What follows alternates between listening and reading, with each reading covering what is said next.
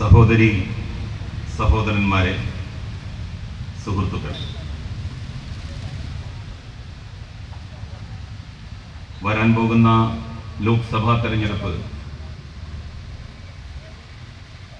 നമ്മളെ എല്ലാവരെ സംബന്ധിച്ചിടത്തോളവും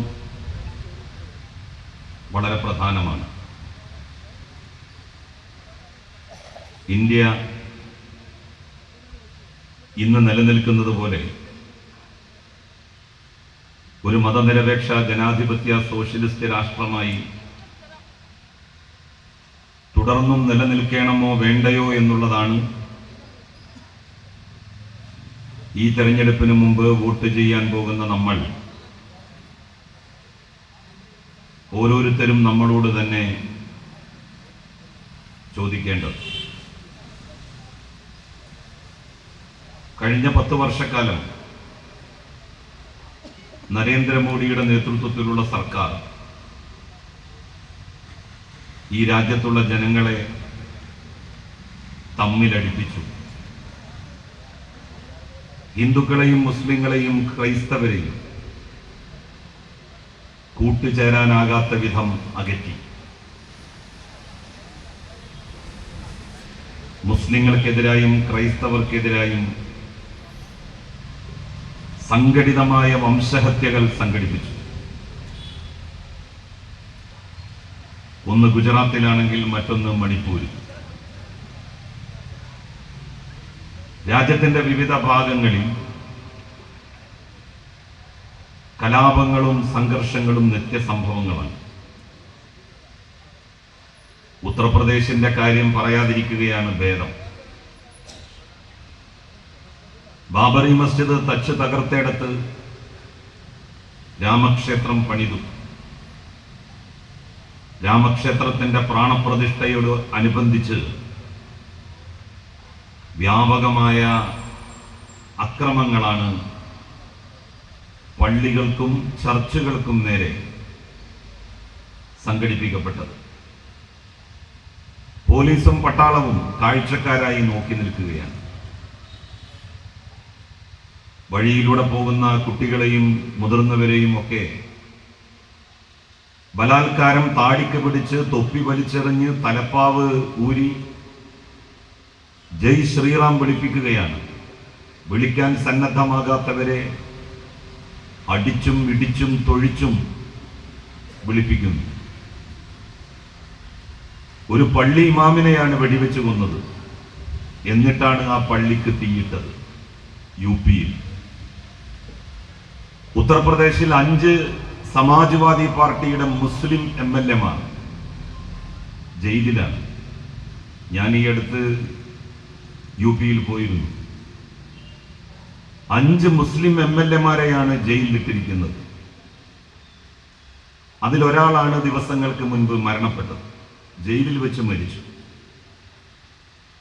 അദ്ദേഹത്തെ ഭക്ഷണത്തിൽ വിഷം കലർത്തി കൊന്നതാണ് എന്നുള്ള ആക്ഷേപം ഉയർന്നതിന്റെ അടിസ്ഥാനത്തിൽ ജുഡീഷ്യൽ അന്വേഷണം പ്രഖ്യാപിച്ചിരിക്കുകയാണ്. കോടതി ഇടപെട്ടിട്ട്.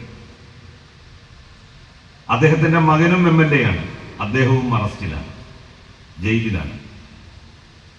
സ്വന്തം പിതാവിന്റെ മൃതദേഹം പോലും കാണാൻ, മയ്യത്ത് കാണാൻ മകന് അനുവാദം കൊടുത്തില്ല.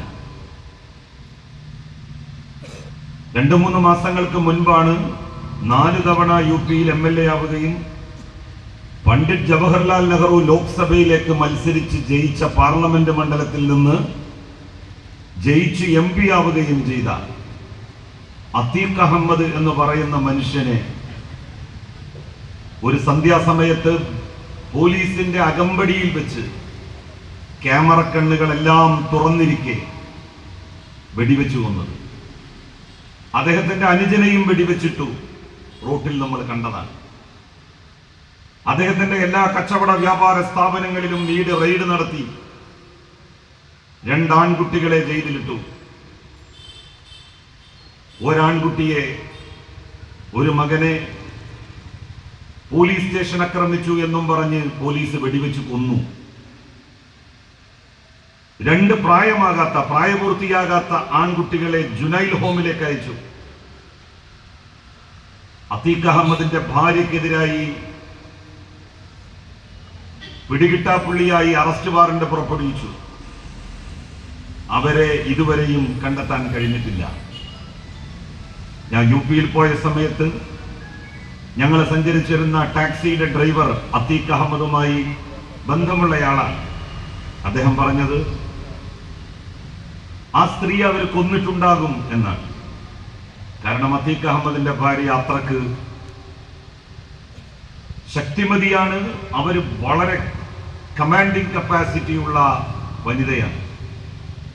തന്റെ ഭർത്താവിനെയും ഭർത്താവിന്റെ അനുജനെയും തന്റെ മകനെയും വെടിവെച്ച് കൊന്നവരോട് അവർ പകരം ചോദിക്കുമെന്നുള്ള കാര്യത്തിൽ സംശയമില്ല. അതുകൊണ്ട് അവരെ തീർത്തിരിക്കാനാണ് സാധ്യത. യോഗി ആദിത്യനാഥ് യുപിയിൽ മുഖ്യമന്ത്രിയായതിനു ശേഷം 10 കൊല്ലത്തിനിടയിൽ 10,600 ആളുകളെയാണ് എൻകൗണ്ടർ അറ്റാക്ക് എന്നും പറഞ്ഞ് വെടിവെച്ച് കൊന്നത്. പോലീസിന് വെടിവെക്കാനുള്ള അനുവാദം കൊടുക്കുകയും പോലീസിനെ ആക്രമിച്ചു എന്ന് പറഞ്ഞ് 10,600ഓളം ആളുകളെയാണ് 10 കൊല്ലത്തിന്റെ ഉള്ളിൽ വെടിവെച്ച് കൊലപ്പെടുത്തിയത്. അതിൽ 90% മുസ്ലിങ്ങളാണ്. യുപിയിലും ഉത്തരേന്ത്യയിലും മുസ്ലിം ജനവിഭാഗത്തിൽപ്പെടുന്ന ആളുകൾക്ക് ജീവിക്കാൻ കഴിയാത്ത സാഹചര്യം ഉണ്ടായിരിക്കുന്നു. ഞാൻ അവിടുത്തെ ചില വീടുകളിൽ പോയി. അപ്പൊ അവർ പറഞ്ഞത് എന്യൂമറേറ്റർമാർക്ക് പ്രത്യേകമായിട്ടുള്ള നിർദ്ദേശമാണ്. 10 മുസ്ലിം വോട്ട് ഒരു വീട്ടിലുണ്ടെങ്കിൽ 2 പേരുടെ വോട്ടാണ് രേഖപ്പെടുത്തുക. 8 പേരെ വിട്ടുകളയും. അവര് ഒരുപക്ഷെ അവർ ചെല്ലുന്ന സമയത്ത് സ്ഥലത്തുണ്ടാവില്ല, അങ്ങാടിയിൽ പോയതായിരിക്കും. അപ്പൊ എഴുതും അവര് ഇവിടെ ഇല്ല, മറ്റു സ്റ്റേറ്റുകളിലേക്ക്, സംസ്ഥാനങ്ങളിലേക്ക് ജോലിക്ക് പോയിരിക്കുന്നു. അങ്ങനെ 10 വോട്ടുള്ളിടത്ത് 2 വോട്ട്. മുസ്ലിം വോട്ടർമാരുടെ എണ്ണം കുറച്ച് ബിജെപിക്ക് യുപിയിൽ അധികാരം നിലനിർത്താൻ വേണ്ടിയിട്ടുള്ള പെടാപ്പാടാണ് യോഗി യുപിയിൽ ചെയ്തുകൊണ്ടിരിക്കുന്നത്. അതോടൊപ്പം തന്നെയാണ് നരേന്ദ്രമോദി ഇപ്പോ പൗരത്വ ഭേദഗതി നിയമം പാസാക്കിയിരിക്കുന്നത്. യുപിയിൽ നിന്ന് തന്നെയാണ് നമ്മൾ മറ്റൊരു വാർത്ത കേട്ടത്. 4ാം ക്ലാസ്സിൽ പഠിക്കുന്ന ഒരു മുസ്ലിം കുട്ടിയെ അവന്റെ അടുത്തിരിക്കുന്ന കുട്ടികളെ കൊണ്ട് മുഖത്തടിപ്പിച്ചു. ആ വീട്ടിലാണ് സുഭാഷിണി അലിയും ജോൺ ബ്രിട്ടാസും കൂടി പോയത്. ആ കുട്ടിയെ ആ സ്കൂളിൽ നിന്ന് ഗവൺമെന്റ് സ്കൂളിലേക്ക് മാറ്റിച്ചേർത്തു. കുറച്ച് ദൂരത്താണ് സ്കൂൾ. അപ്പൊ ആ കുട്ടി പറഞ്ഞു, എനിക്കൊരു സൈക്കിൾ വേണം സ്കൂളിൽ പോകാൻ. CPIMന്റെ politburo member Subhashini Ali പറഞ്ഞു, ഞങ്ങൾ കൊണ്ടുവന്ന് തരും, നിന്റെ പഠനത്തിന്റെ കാര്യം ഞങ്ങൾ ഏറ്റു, പുസ്തകവും വസ്ത്രവും എല്ലാം പാർട്ടി ഏറ്റെടുത്തു. ആ കുട്ടി ആ സൈക്കിളുമായിട്ട് നിൽക്കുന്ന ഫോട്ടോ ഈ അടുത്ത പത്രത്തിൽ വന്നിരുന്നു. പൗരത്വ ഭേദഗതി നിയമം കൊണ്ടുവന്നിരിക്കുന്നത് മുസ്ലിങ്ങളെ വിദേശികൾ എന്ന് മുദ്രകുത്തി ലക്ഷക്കണക്കിന് ആളുകളെ ഈ രാജ്യത്ത് നിന്ന് പുറന്തള്ളുക എന്നുള്ള ലക്ഷ്യത്തോടു കൂടിയാണ്. ഇന്ത്യയിൽ നിന്ന്, പാകിസ്ഥാനിൽ നിന്ന്, ബംഗ്ലാദേശിൽ നിന്ന്, അഫ്ഗാനിസ്ഥാനിൽ നിന്ന് എത്രയോ പതിറ്റാണ്ടുകൾക്ക് മുൻപ് ഇന്ത്യയിലേക്ക് ആളുകൾ വന്നിട്ടുണ്ട്. ലക്ഷക്കണക്കിന് ആളുകൾ ഇവിടെ നിന്ന് അങ്ങോട്ടും പോയിട്ടുണ്ട്. അഭയാർത്ഥി പ്രവാഹം വിഭജനത്തിന്റെ സമയത്തും ഉണ്ടായി. പിന്നെ 1970 പാകിസ്ഥാൻ പിളർന്ന് ബംഗ്ലാദേശ് എന്ന് പറയുന്ന രാജ്യമുണ്ടായപ്പോ ആ സമയത്തും ഇവിടെ നിന്ന് 10,000-കണക്കിന് ആളുകൾ അങ്ങോട്ടും, അവിടെ നിന്ന് 10,000-കണക്കിന് ആളുകൾ ഇങ്ങോട്ടും പോന്നു. ഇന്ത്യയിലേക്ക് വന്ന ആളുകളിൽ എല്ലാ മതസ്ഥർക്കും രേഖകൾ കൊടുക്കും. രേഖകൾക്ക് അപേക്ഷിക്കാനുള്ള ആപ്പ് തയ്യാറായി. പക്ഷെ മുസ്ലിങ്ങൾക്ക് മാത്രം അപേക്ഷിക്കാൻ സാധിക്കില്ല. കാരണം മതം എന്ന് പറയുന്ന കോളത്തിൽ ഇസ്ലാം അല്ലെങ്കിൽ മുസ്ലിം എന്ന് രേഖപ്പെടുത്തിയാൽ ആ ആപ്പ് ആ അപേക്ഷ സ്വീകരിക്കില്ല, തള്ളും. മറ്റെല്ലാ മതസ്ഥർക്കും, ക്രൈസ്തവർക്കും, ഹിന്ദുക്കൾക്കും, ജൈനർക്കും, സിഖുകാർക്കും, എല്ലാം രേഖകൾ കൊടുക്കും, അവർക്ക് പൗരത്വവും നൽകും. മുസ്ലിങ്ങൾക്ക് മാത്രം രേഖയും കൊടുക്കില്ല, പൗരത്വവും നൽകില്ല. ഈ ആളുകളെല്ലാം കൂടി ഒന്നുകിൽ രാജ്യാതിർത്തിയിൽ കൊണ്ടുപോയി തള്ളും എന്നാണ് കേൾക്കുന്നത്. പാകിസ്ഥാന്റെയും ബംഗ്ലാദേശിന്റെയും ബോർഡറിൽ കൊണ്ടുപോയി ലക്ഷക്കണക്കിന് ആളുകളെ തള്ളും. സ്വാഭാവികമായും ആ രണ്ട് രാജ്യങ്ങളും അവരുടെ അതിർത്തികൾ അടക്കും. ഇവരൊന്നും ഞങ്ങളുടെ പൗരന്മാരല്ല എന്ന് പറയും. ഇന്ത്യയുടെ പട്ടാളക്കാരുടെ തോക്കിന് മുന്നിൽ, പാകിസ്ഥാന്റെയും ബംഗ്ലാദേശിന്റെയും പട്ടാളക്കാരുടെ തോക്കിന് മുന്നിൽ മനുഷ്യർ പുഴുക്കളെപ്പോലെ മരിച്ചു വീഴുന്ന കാഴ്ചക്ക് ലോകം സാക്ഷ്യം വഹിക്കേണ്ടതായിട്ട് വരും. കുറെ ആളുകളെ അവർ തടങ്കൽ പാളയത്തിൽ, ജയിലിന് സമാനമായ തടങ്കൽ പാളയത്തിൽ പാർപ്പിക്കും എന്നാണ് പറയുന്നത്. ഡൽഹിയിലൊക്കെ പോയിട്ടുള്ള ആളുകൾക്കറിയാം, ജുമാ മസ്ജിദിൽ പോയിട്ടുള്ള ആളുകൾക്കറിയാം. ആയിരക്കണക്കിന് ആളുകളാണ് അവിടെ തെരുവിൽ ജീവിക്കുന്നത്. റോഡ് സൈഡിൽ, പീഡികത്തിണ്ണകളിൽ പാവപ്പെട്ട സാധാരണക്കാരായ ഒരു തരി മണ്ണില്ലാത്ത മുസ്ലിം ജനവിഭാഗത്തിൽപ്പെടുന്നവർ.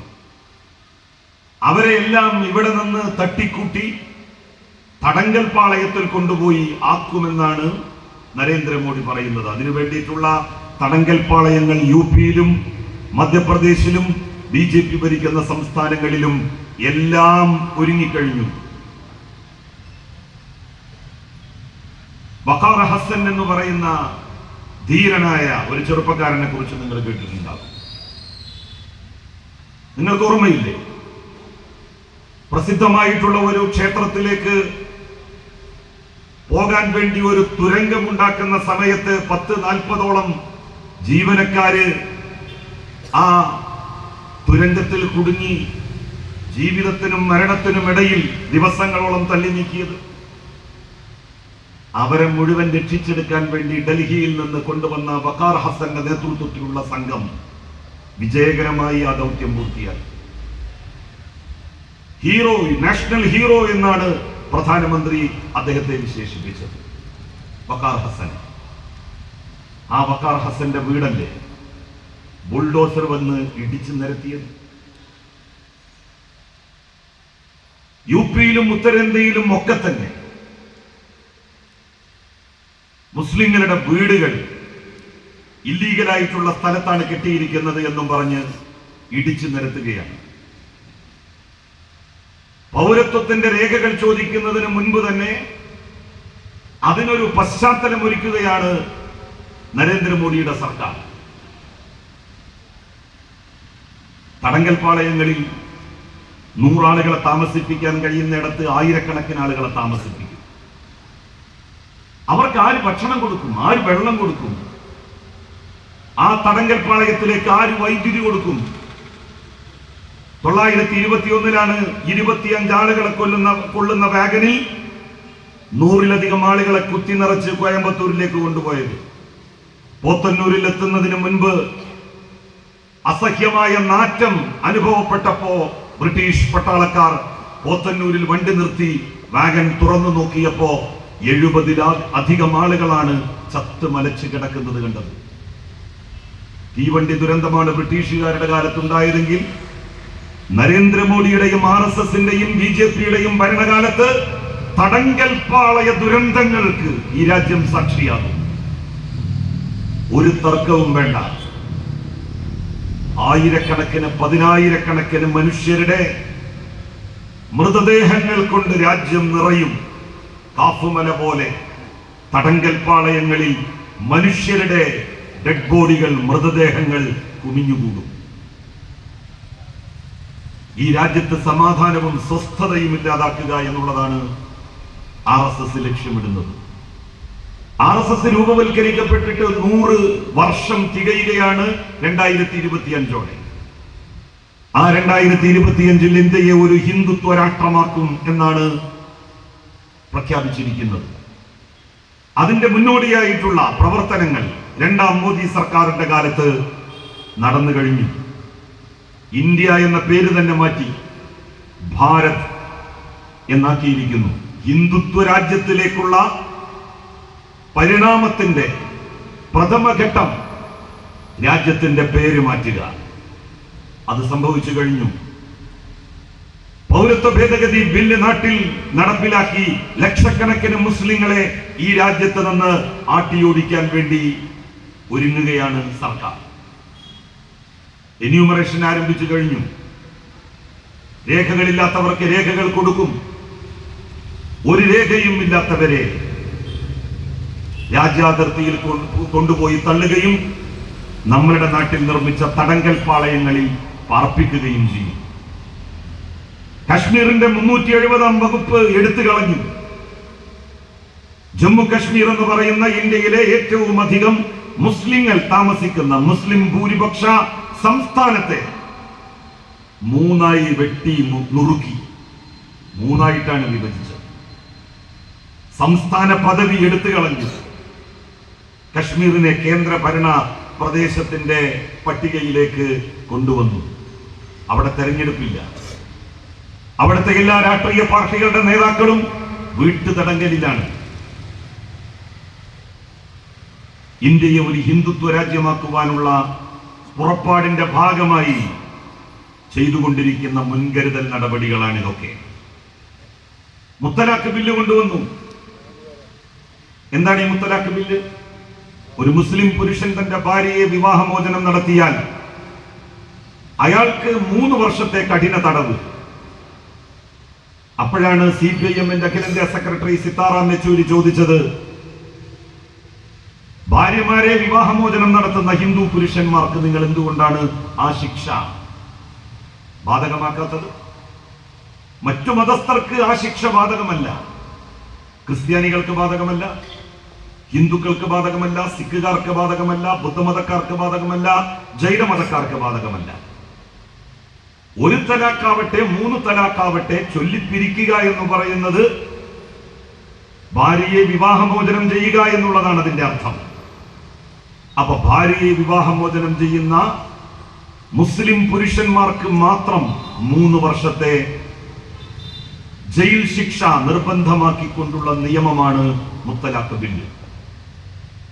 ആ നിയമം പാസാക്കിയതിലൂടെ രാജ്യത്ത് ഭരണഘടന ഉറപ്പു നൽകുന്ന തുല്യത, സമത്വം, അതാണ് ചോദ്യം ചെയ്യപ്പെട്ടിരിക്കുന്നത്, നിരാകരിക്കപ്പെട്ടിരിക്കുന്നത്.